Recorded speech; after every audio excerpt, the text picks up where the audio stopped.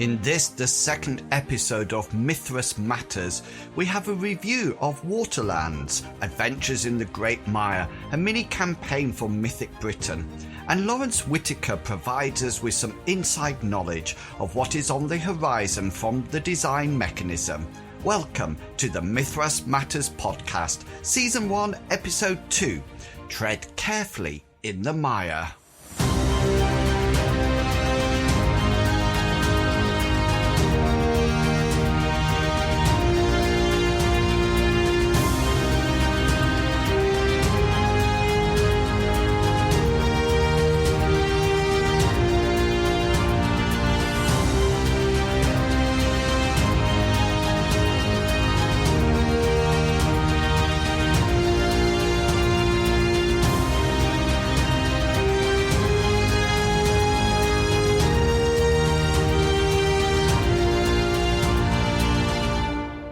Hello and welcome to Mythras Matters, a podcast dedicated to the Mythras rule set and all its supplements. As always, I'm your host, Inwils, and I have to start this podcast by saying a huge thank you.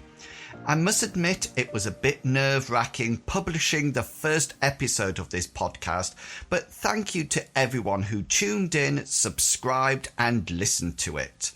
Believe it or not, I am still quite really new to all this podcasting, so thank you for your patience, especially as it took me some time to get the episodes onto your favourite podcasting apps.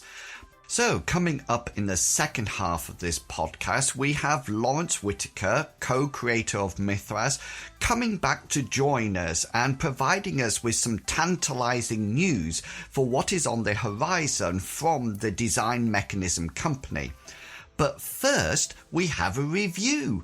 Yes, as you might be aware, there are several supplements for Mythras that allow you to set your campaign in various parts and eras of the world. One of these supplements is Mythic Britain, and I'm now joined by two listeners and players of Mythras to provide a review of Waterlands Adventures in the Great Mire.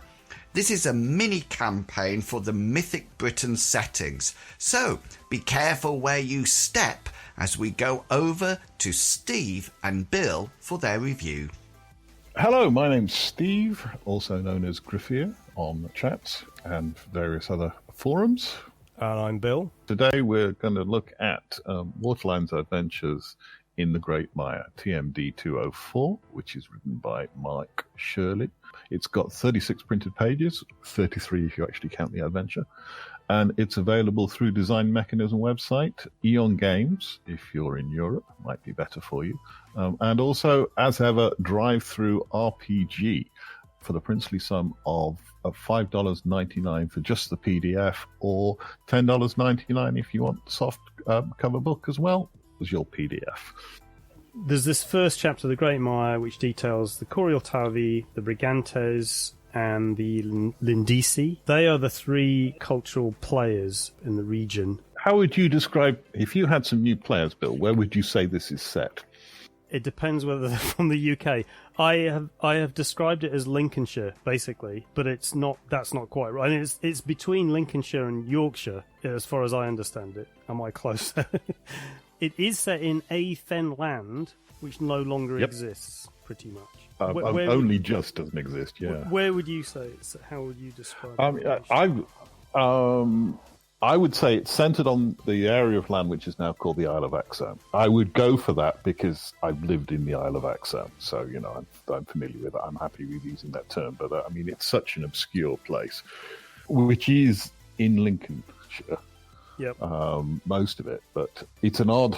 You transition into Yorkshire without really noticing because it's such an open place. You're driving along and then all of a sudden you're in Bawtry, which is in Yorkshire. So it is quite a desolate place, by English standards. But it's got Yorkshire, it's got Derbyshire and Nottinghamshire on the map that they've given us. A lot of Lincolnshire is on that map as well. So I think East Midlands would kind of do it. If you're going to be jokey, you would say it's the area just off the Humber Estuary.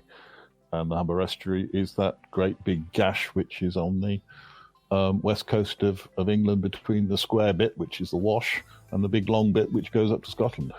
Why is that jokey? Well, because it's not a very accurate academic description. But really. you're right, it is. But it is off the Humber Estuary, isn't it? Yeah. Yeah. So that's really the centrepiece of what's going on. I mean, it's bounded by York in the north, Doncaster in the southwest.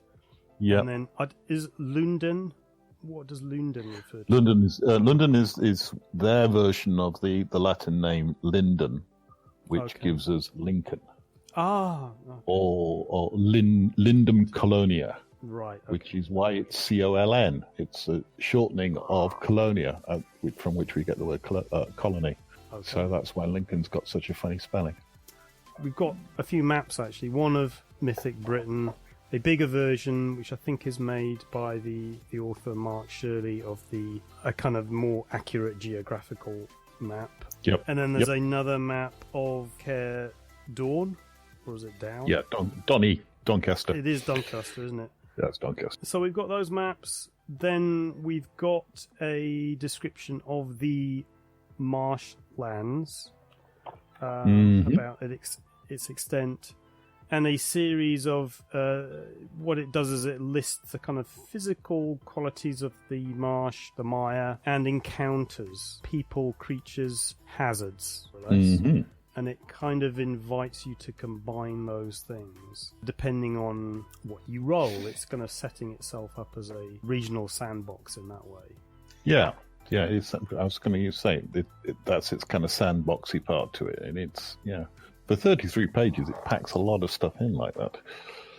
Yes, and it also, in this section, it includes mysteries. And these are just odd things that you might find that seem to be partly based on archaeological finds, as far as I can make out.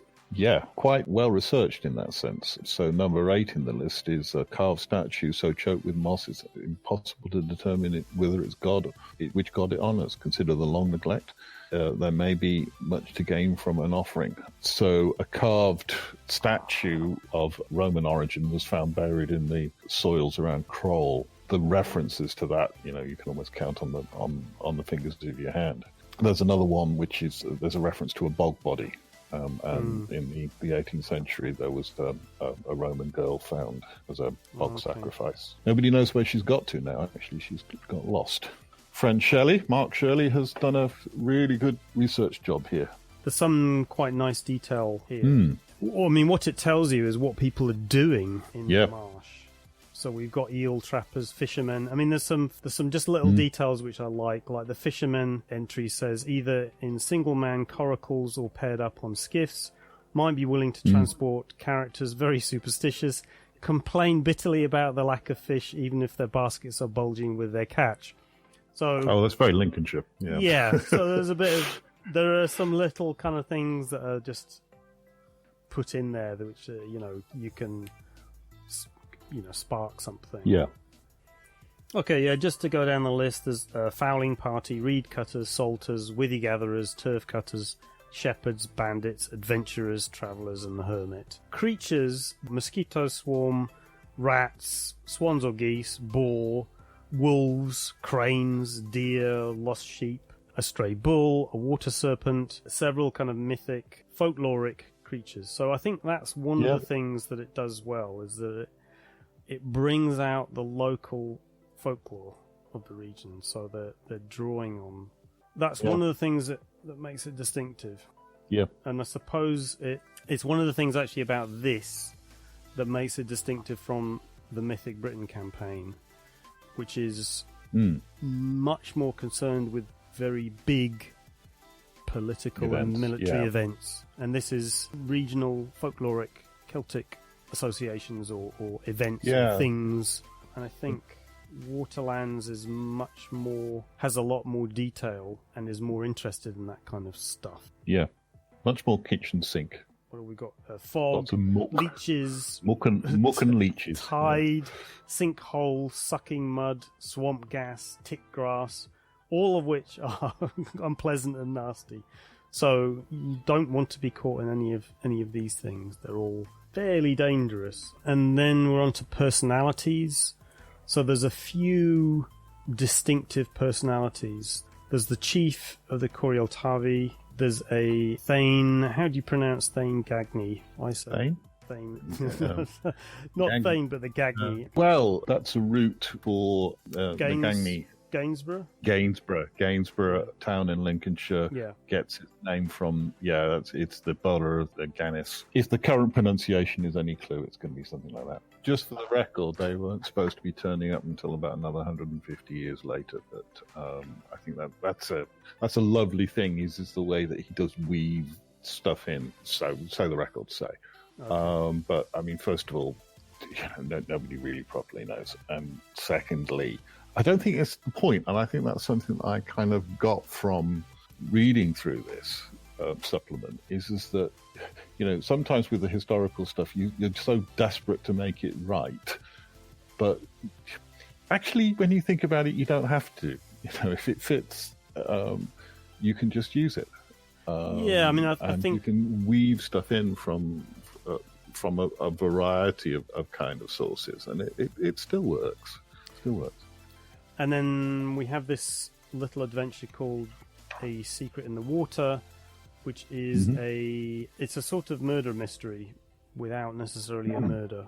Certainly needs investigating. Well, the way I treated it is it is like an investigative scenario, like almost a Call of Cthulhu scenario, because there's lots of talking to people. Well, I mean, it begins with a kind of introduction to Caer Dawn and a kind of meeting of the key players, and the party are supposed to kind of meet the suitors of Albia, who's the kind of focus of the adventure. Then they investigate an attack on Albia, and then there's an event, and then a kind of resolution, which brings the party to the estuary, the Himbres Gullet, which is supposed to be the kind of spirit of the... I mean, I think it, all in all, is very well constructed, I thought, because it does give you that mix of activities. So if you had a bunch of new players, new people to the setting, and they were not familiar with the Mythic Britain setting, this is one of the ways that you could use this, is that it avoids the kind of big events of, say, the Mythic Britain campaign. It introduces you to a small region which is not completely cut off. It is actually connected to the main campaign, but it's a very particular region. It gives them, whoever's playing it, something to do going into this region, so that they will have to travel into the mire. They will have to talk to a bunch of people, and they will have to do some investigation, and they'll have to try and come to some understanding of what's happened. And it does have a kind of, there's a couple of sort of big dramatic events. There's a kind of nighttime event. Certainly when I ran it, the players kind of dealt with it reasonably easily. A bit of a surprise, because up until then it's quite a slow-paced investigation with lots of kind of suspicions and, trying to prize information out of people, which might be unexpected from the setting. I think that's the lovely part of this as a setting, distinct from the Mythic Britain setting that whose shoulders it stands on, is that it's a kind of counterpoint, because Lindsay does seem to be historically seem to have been this kind of melting pot, where you still have some Roman hangovers that Lincoln seems to have retained for a century or more, its Roman cultural practices. And the Saxons that arrived up in the north seem to have integrated more. And you've still got a kind of a bit of a Celtic presence there as well. It's one of the themes of Mythic Britain. It kind of buys into the whole great Arthur myth and the Vortigern fighting against the Saxons and the great betrayals that the Saxons did upon the Britons. It's very, very dramatic stuff. It's real ethnic conflict. But here, you've got a very much a kind of counterpoint. And there's this lovely detail where the author is saying, well, as a colonial, Lincoln would have settled people from all over the empire. And there's some suggestion that there might have been some Ethiopians there, so you might actually even see some folks with dark skin. Yes. Which I think is a lovely little touch. Yes. So that's, the Lindisi are definitely described as a kind of mixed people. Romano-British, and who those Romans are it's a cohort of Ethiopian veterans. But also they've taken on both Saxon and Celtic appearance in terms of their behaviour and clothes, and to some extent practices. So I did wonder if you were bringing people into this. So the way that I ran it is that all the characters, the PCs, were from the Kurialtawi tribe, which meant that they did not have an allegiance with the Brigantes or the Lindisi one way or the other. And the reason I did that was so that they would have this neutral position. Whereas, if you came into it from a Brigantes background, then my understanding is, because one of the suspects in the crime is Brigantes, as a group of players, you would by default side with that side, which to me takes away a bit of the mystery, potential mystery. No? Yeah. What do you think? I mean, you're an inventive GM. I know this over the years. I think you would have cooked up some reason why we would have equally disliked the... Okay. Well, there is a problem. There's a further problem in inverted commas, in that the Brigantes chieftain is incredibly likable. Like the only thing that you can, the bit of the kind of negative bit of information you've got about him is that he's famously dim, and it even has a quote that Merlin has called him a clay-brained clot pole. But other than that, he's incredibly likable. Just reminds me of something that my grandfather used to say, which is Lincolnshire born, Lincolnshire bred, strong in the arm, thick in the head. That's what they say about Norfolk people as well. How many people can we insult?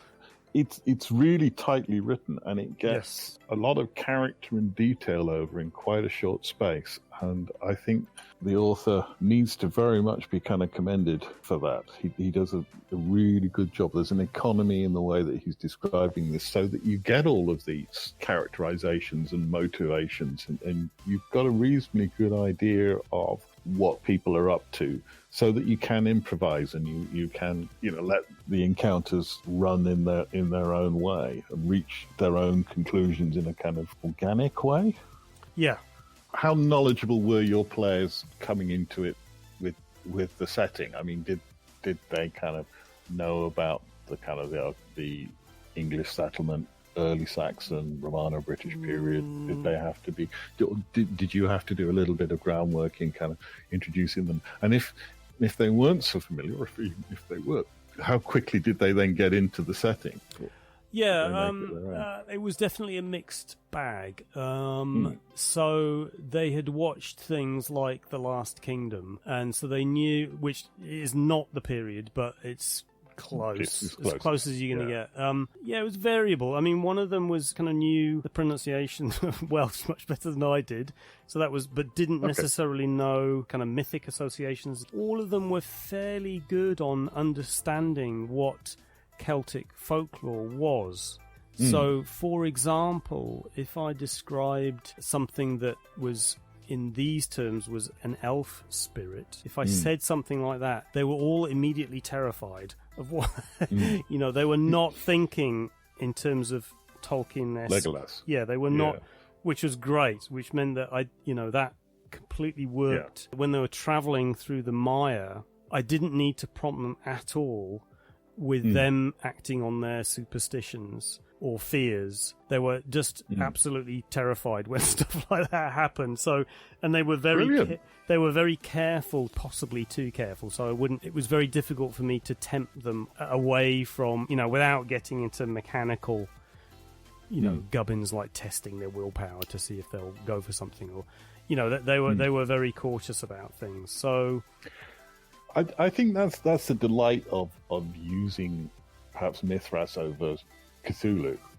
because if you're going in with a Call of Cthulhu scenario, they know that there's going to be a big guy with a tentacle with a kind of tentacle face appearing at some point, or one of his minions or something like that. It's a horror game. There's going to be something horrific happening.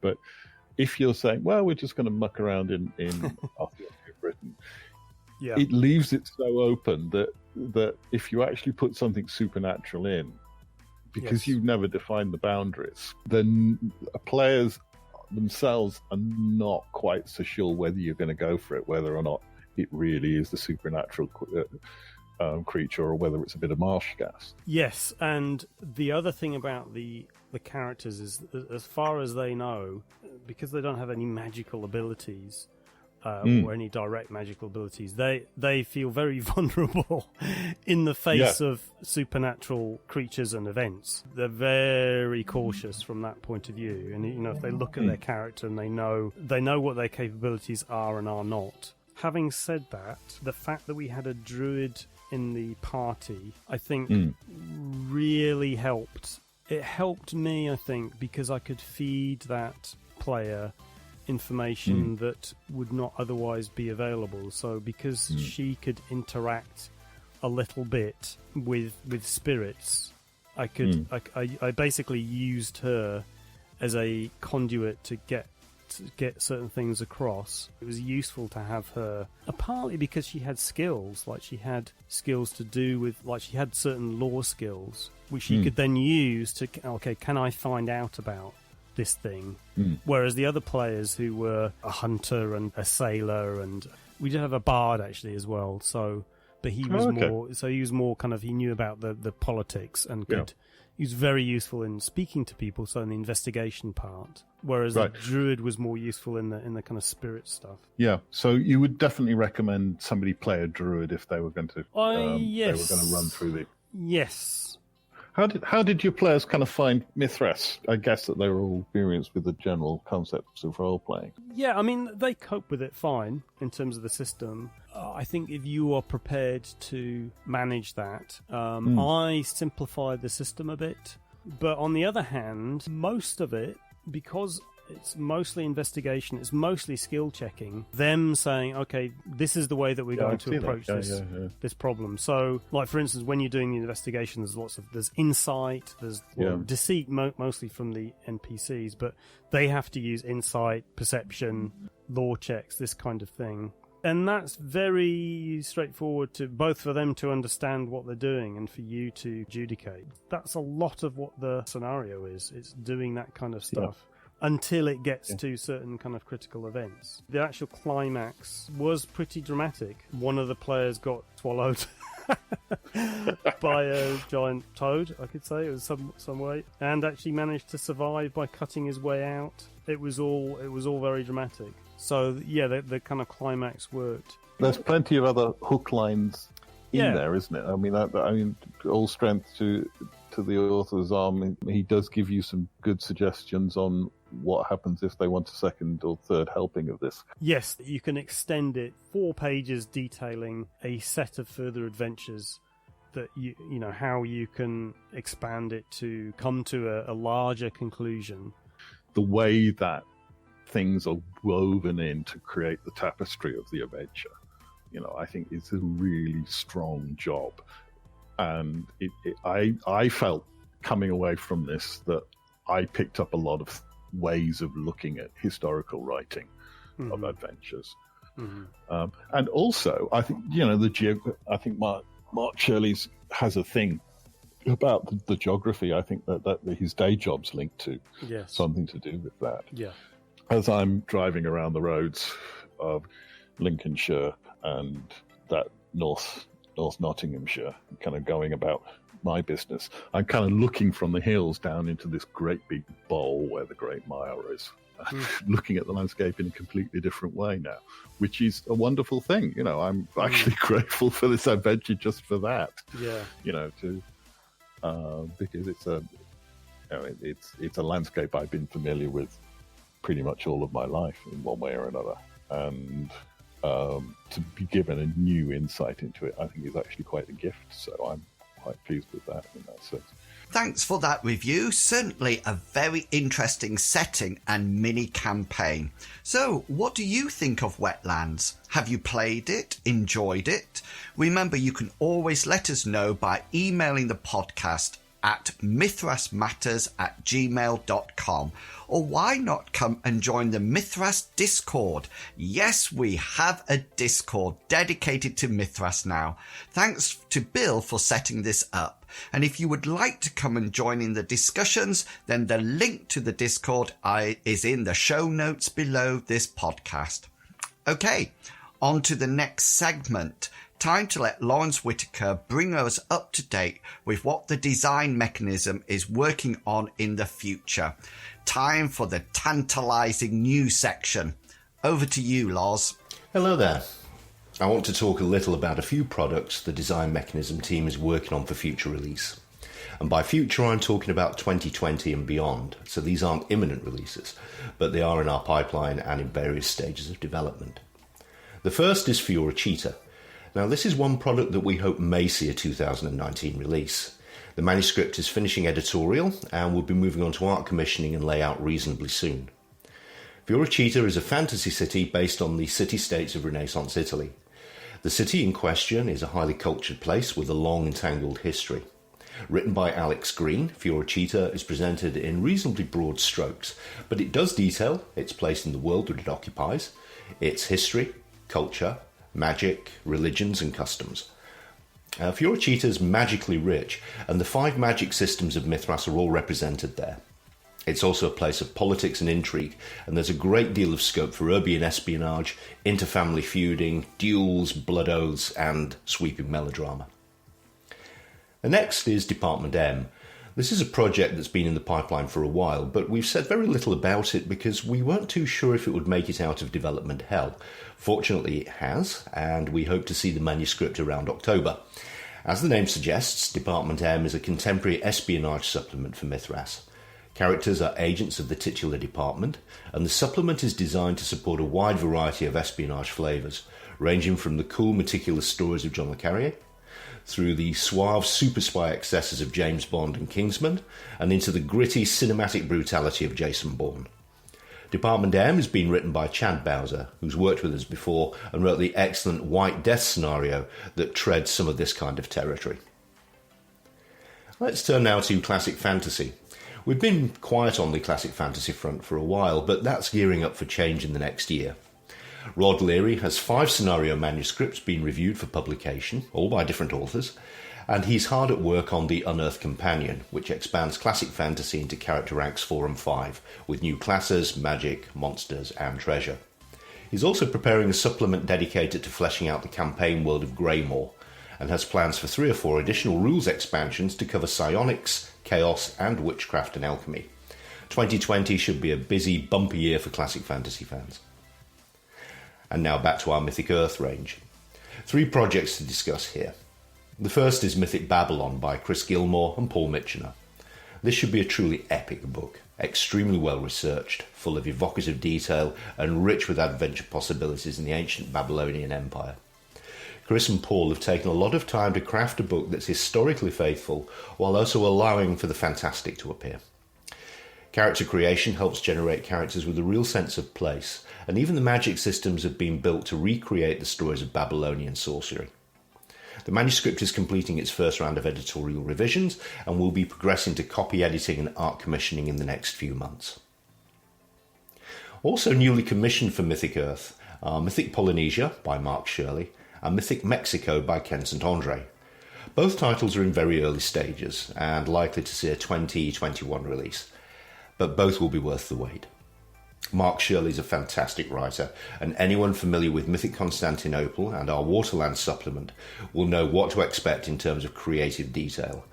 But Mythic Polynesia has a rich, untapped mythical stream that Mark is keen to bring to the forefront. And honestly, who can resist rules for surfing? Ken St. Andre should need no introduction.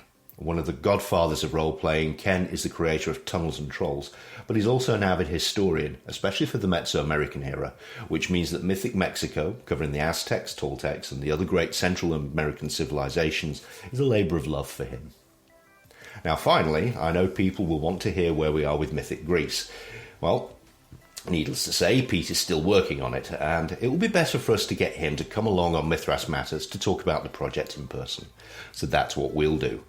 Watch out for Pete speaking with inwils in a future episode.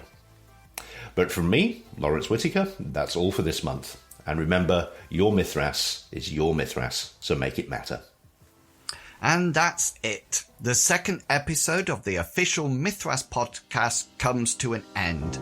Please do let us know what you would like to be included in future episodes and spread the word. There is a great community out there surrounding the Mythras game, so let's share how much we enjoy it and encourage everyone to see why Mythras matters. Do subscribe to the podcast so you get a notification when the next month's episode surfaces, and until then, let's hope that all your pose rolls succeed and provide you with a well-deserved special. Have a great month of gaming, everyone, and I will see you again in July. See ya!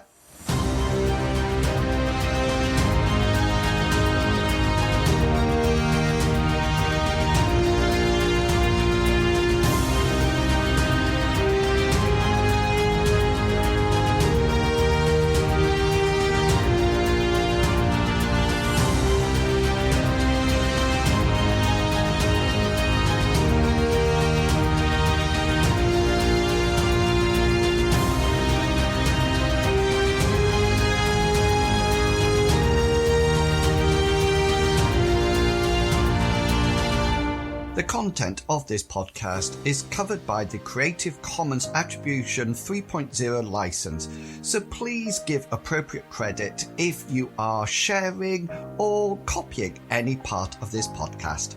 Thank you.